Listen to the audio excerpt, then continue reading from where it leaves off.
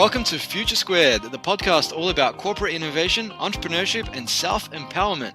Future Squared brings you a double dose of innovation inspiration every week to help you and your company stay relevant in an era of rapid change and 10x your results in both your professional and personal life.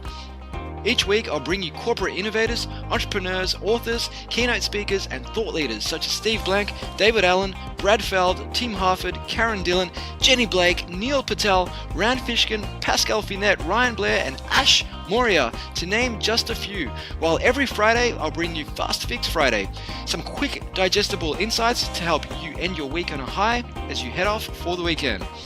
Future Squared is brought to you by Collective Campus, an innovation hub school and consultancy based in Melbourne, Australia and Singapore that works with companies to help them adopt the mindset, methods and tools to navigate change and survive and thrive in an era of rapid disruption. If your organization needs help coming up with ideas, testing and turning ideas into reality, incubating teams, driving cultural change, or connecting and partnering with startups, then visit www.collectivecamp.us. And without further ado, here's today's podcast. Welcome back to Future Squared. Today I bring you a very special guest. Kevin Kelly is a senior maverick at Wired magazine. He co-founded Wired in 1993 and served as its executive editor for its first 7 years. He's also founding editor and co-publisher of the popular Cool Tools website, which has been reviewing tools daily since 2003. His books include the best-selling New Rules for the New Economy, the classic book on decentralized emergent systems, Out of Control, a graphic novel about robots and angels, The Silver Cord, an oversized catalog of the best of cool tools, and his summary, Theory of Technology in What Technology Wants, released in 2010. His latest book, The Inevitable, Understanding the 12 Technological Forces That Will Shape Our Future, has gone on to become a New York Times and Wall Street Journal bestseller. This was a fascinating conversation with one of the most influential names in technology, entrepreneurship, digital media, and future thinking. Expect to learn a number of things throughout the episode, but specifically, Kevin and I cover 1. Whether humanity will find new things to do or simply live an unfulfilling existence once most of today's jobs are automated or made redundant. 2. What large companies can do to prepare for what Kevin Kelly refers to as the inevitable. And 3. What we should do to combat online recommendation systems that serve to harden our minds to particular tastes or beliefs. So without further ado, I bring you the one, the only, Kevin Kelly. Welcome to the show, Kevin. It's my pleasure for being here. I appreciate the opportunity. Thanks for having me. No, thank you so much for joining us. It's an absolute honor to have you on the show as somebody who's been in the tech space for about, 32 plus years now? At least. And I understand, you're joining us from California today, but you were over in Uzbekistan with Tim Ferriss recently.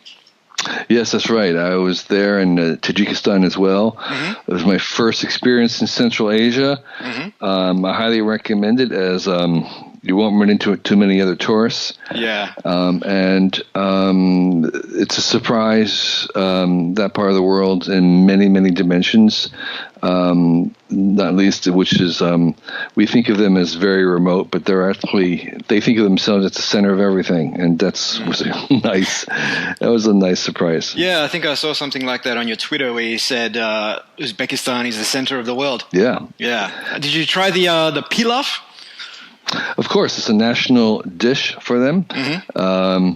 And actually, you went to something called the National Pilaf Museum, I think it was. Wow, there's a museum dedicated to pilaf. Well, they offer like 10 different varieties on these huge cauldrons that are at least, 3 feet or 1.5 meters across. Wow. It's really amazing. Is there a spicy variation? There must be, but I'm not a big red meat eater, so I have a little difficulty in those kind of places, and because I have a more of a selection of food that I'll eat. Right, fair enough. Well, my family's from Eastern Europe, so red meat is more or less par for the course for us.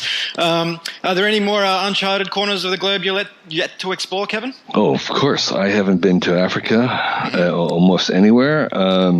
And this was my first journey to a former Soviet Republic. So there's lots of Russia to do, and South America. I've been to just little spots here and there. So most of my grand trips have been Europe and Asia. Excellent. Okay, well, we won't spend too much time talking about our respective travels. Our audience, Kevin, will know you chiefly as the editor of Wired.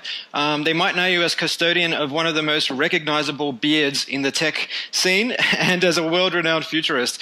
And to this point, you've just released a paperback version of The Inevitable, Understanding the 12 Technological Forces That Will Shape Our Future. But the hard copy came out last year, and it's gone on to become a New York Times bestseller and Wall Street Journal bestseller. So congratulations. Well, thank you. And on this show, we often talk about emerging technologies with my guests, and we hypothesize and about what the impact of these technologies will be on existing industries, on humanity as we know it. And your book explores 12 trends that you say will completely revolutionize the way we buy, work, learn, communicate, and so on. We'll touch on these trends throughout the conversation today, but I was keen to understand how you landed on these trends. Is this just the culmination of your time in the space, or? Yeah, so the origin of these 12 different long-term trajectories that technology will probably move along in the next 20 to 30 years could have been sliced or cut in a different way. They're all kind of self-feeding. They're all kind of codependent. They're self-supporting in the sense that one of the trends will feed the other. And so there's really not critical, like, even what the names are, although they're all motions and forward motions. I've given them names of like a verb.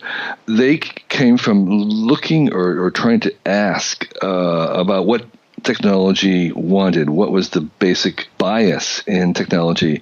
And it came from looking at where technology was being used or unofficially, like by kids, by where it was abused, say by the outlaws and the underworld, and where it's sort of misused on the street in the sense of it being exploited where no money was involved. And so there's a sense in which kind of as commercialization takes place, as money's involved, it sort of often hides the inherent biases in the technology, and we look at these other kind of edge cases, we can see those biases at where it kind of wants to go. And that's sort of what I was doing. So it's from my experience of trying to look at the unofficial versions of technology to get a sense of where it kind of goes if there wasn't human interaction or human misdirection because of the economy or because of money being made.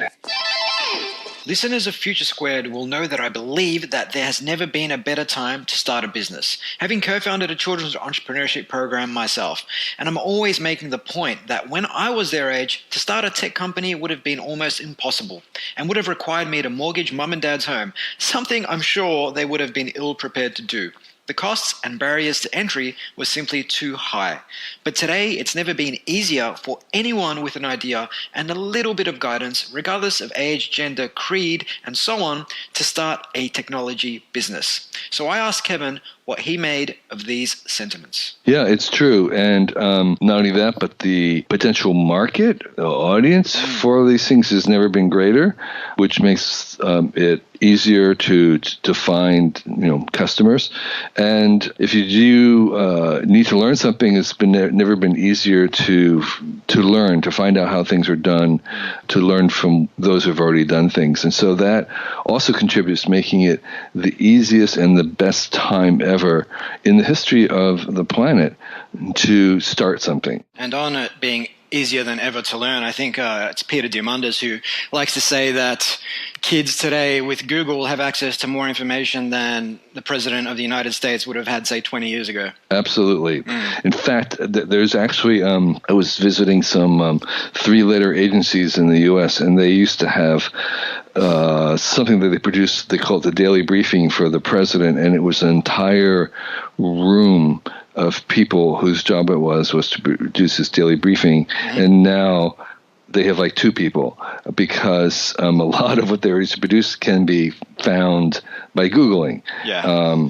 And, there's just so much information now available. So that's another way in which, the typical person today, no matter where they live in the world, if they have even a smartphone has access to this resource beyond what kings had. And that lowers the barrier for what it takes to make something new or to start something from happening. I mean, you just talked about a three-letter agency in the US who had a big team, and now it's just two people. And I think we're seeing evidence of that across a number of different industries, whether it was Netflix today with 4,000 employees versus Blockbuster's 60,000, but Netflix has a market cap of $40+ billion, and I think Blockbuster's at their peak was about $5 billion.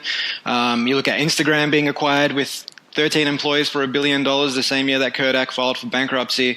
And I know from a conversation I had with Tyler Cowen, from Marginal Revolution, who's also an economist, and he's basically been talking about how over the past, say, 17 years since the turn of the millennium, productivity has skyrocketed, but employment rates are pretty much flatlined. So there's this growing gap. Do you see this as worrying trend, or do you feel we're in the middle of, say, a paradox where it'll take time to just adjust to that, as was the case, say, at the start of the 20th century when we moved from steam to electricity? Yeah, it's a really good question, and Tyler's he's pretty smart, and I trust his intuitions. I think the answer is that we really don't know what is happening. This is certainly a new era for humanity and new kind of economy. And in addition to that worry, if we're going to talk about worries, there's the long-term worry at the global level of a decreasing population around the globe. We're talking, beyond 2050, 2070, around there. The numbers will start to reduce worldwide, not just the fertility rate, but the actual population numbers. And that's another regime that we have no experience in, which is fewer and fewer people and trying to have rising living standards with fewer and fewer people, which we've never had experience in doing before. So I don't know what's going to happen with automation as we move into it, whether it will rebound, whether the productivity of the machines will allow everybody to capture that surplus. There's been talk about universal basic income as a way of redistribution. I think that's an idea that needs to be tried and experimented with in order to find out, to evaluate whether that could possibly work. So I do know that this automation, artificial intelligence, will create more new opportunities and employment than it would remove, particularly in the 20 to 30 year horizon that we're talking about. This will reshape most jobs because most jobs are bundles of different tasks, and some of those tasks are about doing things efficiently, and those are the kinds of tasks that will go to the bots.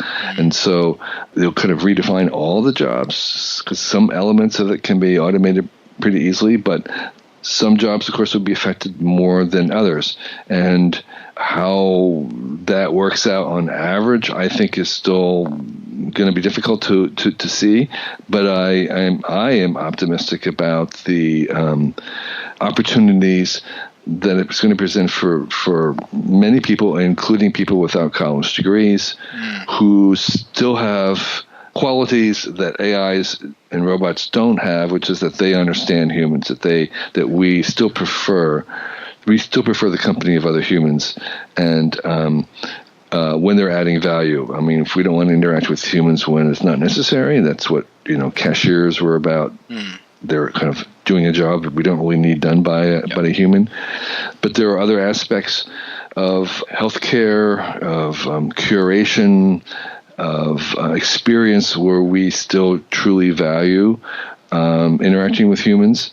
And so those are going to be opportunities for people who have people skills. And I think we're going to begin to value those more than we have in the past, because we will be able to do things robotically and automatically, and that means that the human interaction becomes scarce and precious.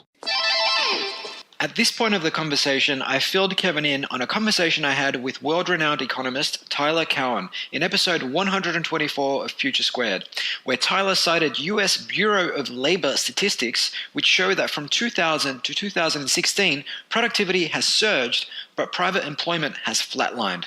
The gap between the two seems to be getting bigger, spurred on by gaining automation and spearheading a lot of talk on universal basic income, or UBI. But if this world becomes a reality, what will we do? Yeah, I think that we will find new things to do. And more importantly, we'll find new things that we desire. There's nobody demanding that we have, that we travel in air-conditioned comfort while watching animated cartoons and listening to music. That was just beyond anything. But now we sort of feel like if an airplane, the entertainment doesn't work, that we should get our money back. It's just we have raised our expectations and raised our demands and raised new desires that we didn't know that we had. And a lot of these occupations in the future are going to seem ridiculous to us now. I mean, if we were to give them names, just as if we told that farmer in 100 and 150 years ago that your children will be social media strategists. That's a card I saw recently. It's like social media strategists. They would laugh at you. They would no idea what that meant. It would be silly. It wouldn't make any sense. It would be ridiculous. And I think a lot of the occupations that we'll have in 30 years will sound to us now to be just as silly and ridiculous, because we can't imagine those as being desires that we have, or that we'd be willing to pay for that, and who's going to pay for that. And I think that's what technology is doing all the time, is increasing desires and wants until we feel that we can't live without them. We can't live without the thing in our pocket and all the little apps that it makes. I think that's a great point about people looking back on, say, 2017 in 100 or 200 years and thinking, wow, look at all the stuff that these guys are doing. I know you said 70% of today's jobs will probably be gone by the end of the century. And it's probably something that's hard for people to grasp, that 150 years ago, I mean, the world's been spinning for 2.5 billion years. Humankind in some way, shape or form have been around for several 100,000 years. And therefore, when we look at, say, the last 100 years of change, there's been so much change, yet it's just a speck in what is the timeline of human history. And maybe that's why it's so hard for people to understand where we're going, because they're just basing things off the last 50 years. Right, we call that the short now, and the long now, which is our term for thinking about, how about the past 100 years, the next 100 years, or how about, for that matter, the past 1,000 years, the next 1,000 years. You should really expand our perspective, because we're the benefit of people who have taken a generational view and made things that might have taken more than our lifetime to complete, and it certainly have lasted more than their lifetime, and we should be doing the same. We should be embarking on projects that may take a generation or two to complete, and will certainly last for several generations. And I think that's what civilization is, in many ways, is the mechanism to allow us to work on and complete things that are at a scale of generations rather than just individual lives. If there's one thing today that's a throwback to the industrial age, it's education. The world is simply changing faster than ever, but education and the way that children learn is not. I asked Kevin what he thinks about the education system and whether or not it's doing a good job of preparing children for the inevitable. The answer probably won't come as a surprise. The education system we have today is sort of like one of the last remaining, at least in the U.S., areas of socialism, so to speak, in terms of its ability to adapt. Is really mired in politics, because I think that collectively as a species we know lots of how to learn, and to learn better, and to learn quicker, and most importantly about how to learn. But implementing it on a wide scale has been really, really difficult. for many social and political reasons. But many people have observed that the school was set up kind of during industrial age to really produce people who were suited to work in the industrial age, and we haven't really shifted yet. And it's a challenge in some parts, because I do think that there's technology needed to do what we want in the information age, to train people in a personal way. And I think technology will help. At the same time, I don't think it's all technology. I think to learn how to learn broadly, we want to learn as many different ways, and we want to have as broad an exposure to the world as possible, including not spending all day in front of a screen. And so there's a limited use of technology in education as well. And so I do think that thinking about the uber skill of learning how to learn is chief, and I think it's even a little bit more. A higher bar is teaching each person how they learn best themselves in their own personal way is really what we're after, and that does require tremendous amounts of insight, tremendous amounts of measurement, tremendous amounts of kind of testing and trying and evaluation on the part of both students and teachers to help a person arrive at the understanding of how they learn best themselves. And it's a complex project, but I think that what should be the curriculum for schools is we're going to teach each child how that child themselves learns best. And it's like, wow, if you can get that, then that's really golden. In addition to that, learning how to learn, I think we want to learn how to question. I have a whole chapter in the book about the shift from the value of having right answers to the value to having great questions. And I think learning how to question is another skill that we want to teach everybody, and it's the source of discovery and innovation and scientific breakthrough, all come around by learning to ask really great questions. And that's a super skill that is very transferable and incredibly powerful.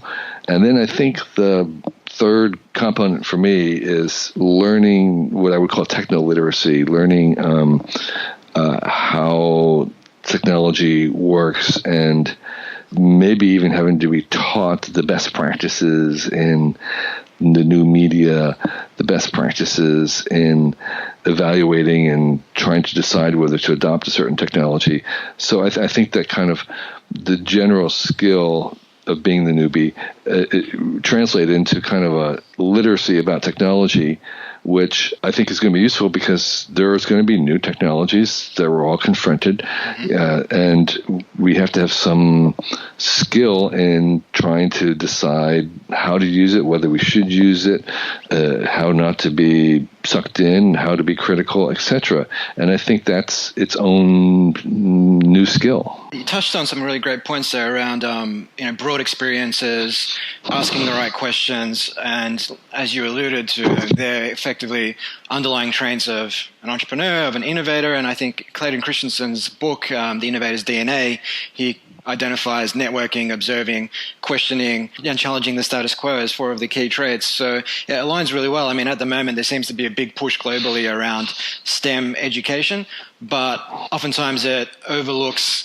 say, the entrepreneurial side of things, or the teaching kids to ask questions and challenge the status quo, because you can be techno-literate, but unless you challenge things and question things, and if you just blindly build stuff, you end up falling into the trap of, say, a lot of startups out there who are gung-ho about building stuff, but 95% of the time they fail because they're not asking good enough questions. But I think there's no escape from failure. That's of course actually why I would call the embrace of failure is one of those DNA components that and that's at the heart of science and innovation. And it's also one of the reasons why I think humans have a slight advantage right now over AI robots is that we tentatively embrace inefficiency. We're very good at wasting time, and AIs and robots are very good at efficiency. And the kind of tasks that are efficient we will give to the robots, because they're robots are for productivity, and productivity is for robots. And so these enterprises like innovation in science are inherently inefficient. Mm-hmm. And so we can become good at them because we like to be inefficient. I suppose on innovation, entrepreneurship, science being inefficient, the traditional large organization, your New York Stock Exchange listed companies, most of them have been built to be efficient, with 20th century management, say, philosophies underpinning the way they do things. How should large organizations go about preparing themselves for this change? I mean, obviously embracing failure, learning how to move faster are a couple of things, but the way they're built is effectively all geared towards delivery, not so much discovery. So, I mean, what should executives at large organizations be thinking about to prepare themselves for the inevitable? That's a fair question, because in my book, the more successful a large corporation is, the more it's imprisoned by its success. That's true today for the Googles and the Amazons of the world. And so the bigger they get and the more successful they get, the harder it is for them to partake in the next new disruption, because those disruptive things that will later be very powerful always begin in areas that are inherently not profitable, low margins, high risk, small markets. Mm-hmm. And by definition, they can't afford to play there because they're efficient, they're about excellence, they are about profitability. And so the only people who are going to play there are startups who have nothing to lose and who can't afford to play anywhere else. Mm-hmm. And so we have this never-ending saga and drama of the big, successful organizations being disrupted by the young startups, because the startups have an advantage that they are going to play in this death zone. Death zone meaning there's high likelihood that they're going to fail.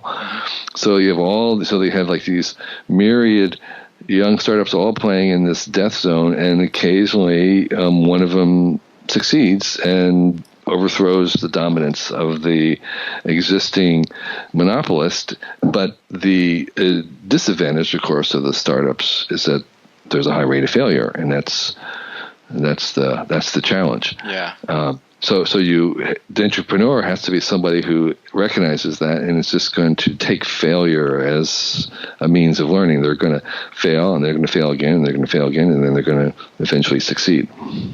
Yeah, and that's aligns with what a lot of people say. I think most recently I read Mark Manson's Subtle Art of Not Giving a Fuck, where he said something like, if you're prepared to embrace pain to get to your goals, you become unstoppable. And that's effectively the mindset that an entrepreneur needs. Otherwise, if they kind of cower at the first sort of hint of pain or struggle, then they're not going to go through enough failures, like you said, to find that elusive product market fit. Yeah, I was just traveling with a guy, a very mild-mannered guy who just shocked us by declaring that he had ascended Everest twice. Wow. And he was like the last person, and he kept saying, anybody can do it. And I was like, anybody can do it? And he said, yes, anybody can do it. All you have to do is, like, for 3 months, you're going to be totally sick and unable and like dying. And if you can just last through that, then you can do it. And so, like it says, you'll break your rib from coughing so much, and you'll be constantly, vomiting. It says, if you just tolerate 3 months of being terribly ill, then you can climb Everest. I thought, that's a good description of a startup. Yeah, willing to go through that 3 months of pain? It's all good. Yeah. So I just wanted to tie together a couple of things we've talked about, Kevin, which was large organizations trying to, say, navigate this change, and education. If, say, large organizations started hiring for broad experiences for techno-literacy, which doesn't necessarily need to come from a, say, college degree. It could come from, say, short, just-in-time courses. Does that then change the face of education, because if companies don't necessarily want a 4-year degree, but they just want to see broad experiences, they want to see that you're the type of person that has good people skills, asks the right questions, and perhaps you've done a bunch of short online or offline boot camps, and you've learned a bunch of current in-demand skill sets, perhaps that changes the face of education going forward, and then universities either have an incentive to change or they will cease to exist. I think you're exactly right, and I can't prove this right now, but my experience in, say, the hiring practices around Silicon Valley is that you get 1 point for a college degree and you get 10 points for all these other experiences that you were just talking about. And maybe, some of the larger Fortune 500s have more complicated rules for looking at people, or very certain in the sciences they certainly have a bias towards degrees, but the rest of the world, I think, is if they're smart and really looking for the best, they're much more paying attention to the kinds of achievements that you're talking about, and whether that can be transferred, that shift, how fast that can be transferred back into the educational establishment. I don't know, but I do have hope, because I know that when I went to school and was on my way to decide about college, there was no such thing as gap year. There was no such thing as internships. There was no such thing as these other kind of programs of maker spaces and whatever it is. And now there is. And so that's an admission to the fact that these broader experiences are much more valuable to the world and to people who do make jobs. And I think that this still may be a very, very slow process of having this feedback into high schools and below. But I think the churn that we're seeing right now with a lot of private schools and people trying stuff is that people recognize that we need to be open to alternatives. So again, I think education is just going to be glacially slow in changing. And I've run out of patience, because for as long as I've been alive, people have been talking about educational reform. And so it's like, what more do we know? We know. But I just don't have much. I'm a little bit more pessimistic about that than I am about the rest of technology.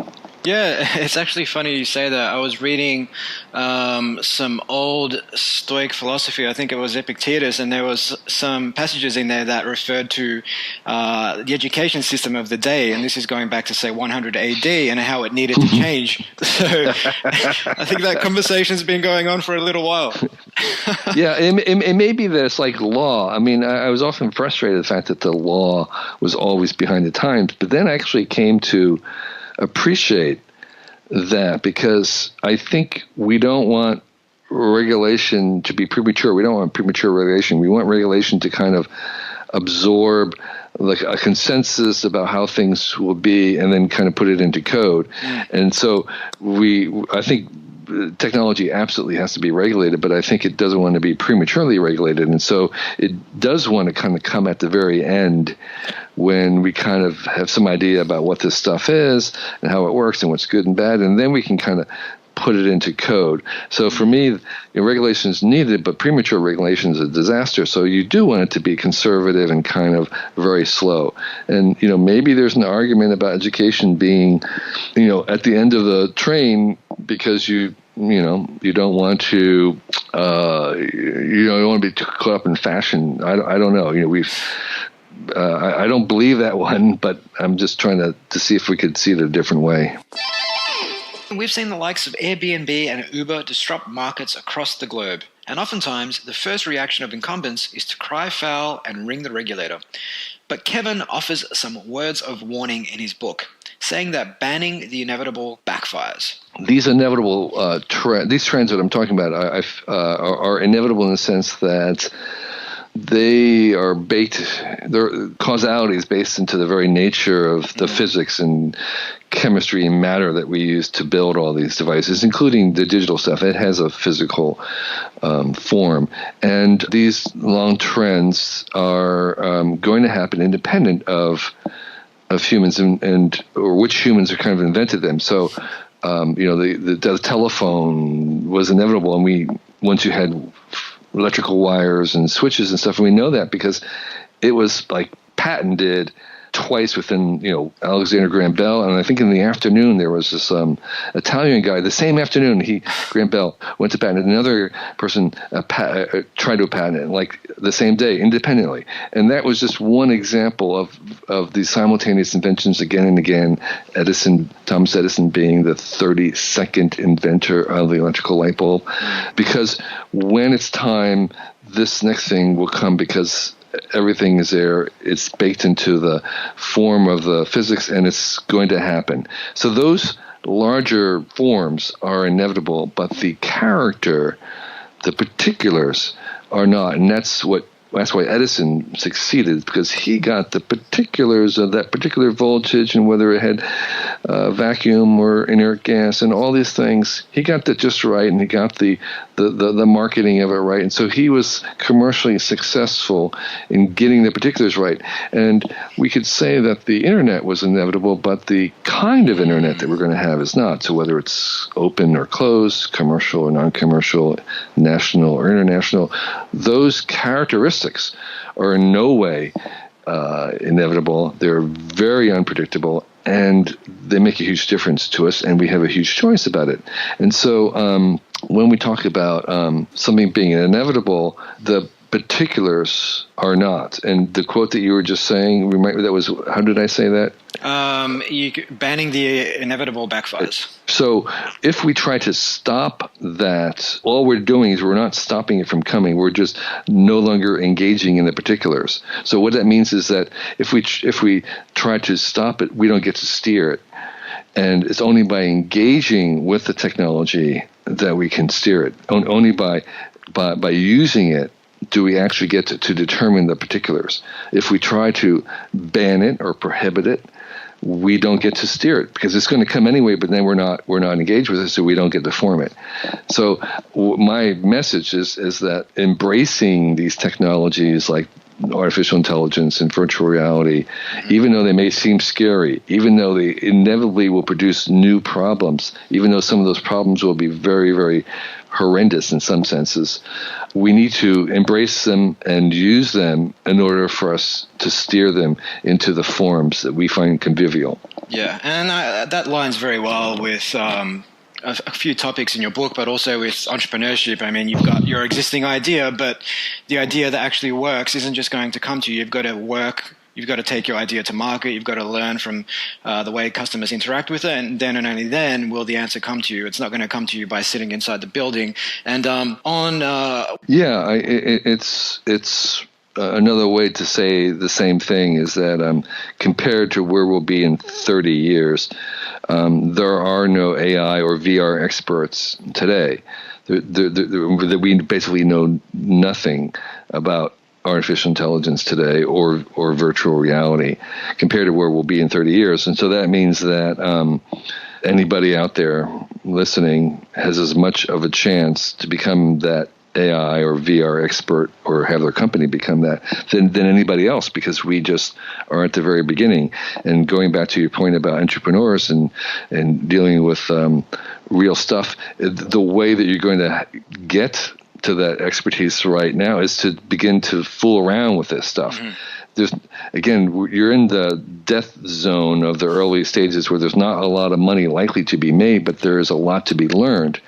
And if you're willing to waste some time playing around with AI, which you can now purchase right now from this minute from Google or Microsoft or even IBM, for cheap, then you'll learn far more than you will by anything written in a book or even in school. And so this is the early days, and you're not late, and there are no experts. And so this opportunity is to grab some of the low-hanging fruits that any early frontier will have.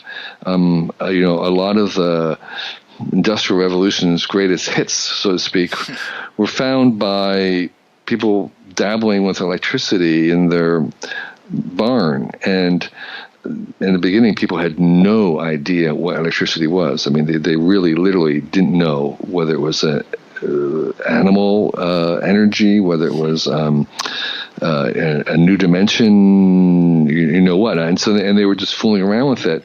And they went on to discover many things that you could just discover by yourself. And I think there's going to be a whole set of very fundamental discoveries that will be made about AI and virtual reality that will be the easy ones that are just kind of available. It's like the early days of the internet where you were just taking something and putting it online. Yeah.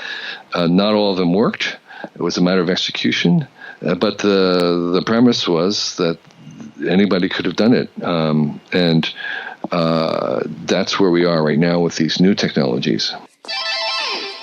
We saw how our online echo chambers or internet filters may have played a part in influencing the outcome of the US election. Online recommendation systems have in some way been blamed for giving us more of what hardens our existing belief systems and prevents us from trying something new or questioning the way things are. I was really keen to explore what Kevin thinks about the whole "because you liked X, we think you'll like Y" movement, and how we might combat the risk of being stuck in an online bubble.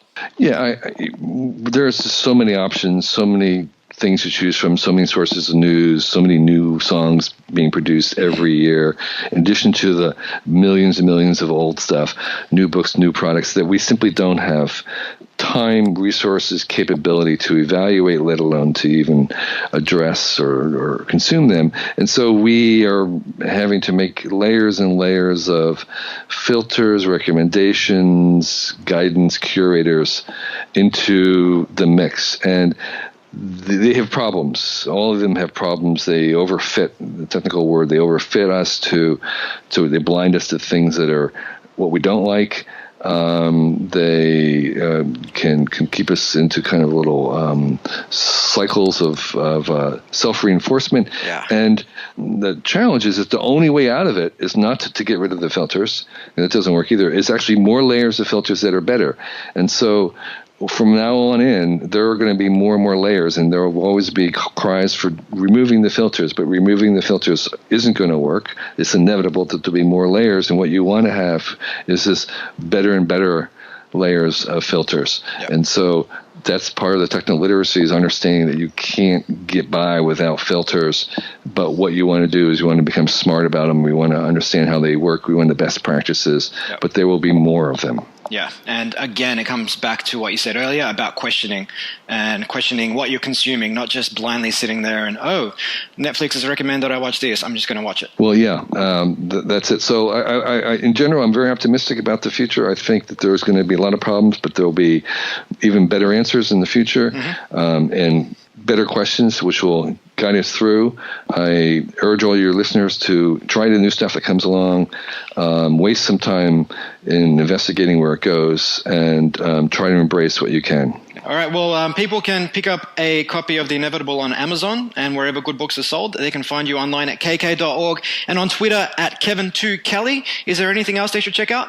I look at recommendo.com. We do a weekly newsletter of 6 really very, very brief recommendations about really great stuff to watch, listen to, go to, use, or tips. And it's free at recommendo.com. Fantastic. With one M. Recommendo with one M. Fantastic. We'll add that to the show notes for our listeners. Thanks again, Kevin, for providing a wealth of value to our listeners. And I hope you enjoy the rest of your sunny afternoon in California. Okay, great. Well, thanks for having me.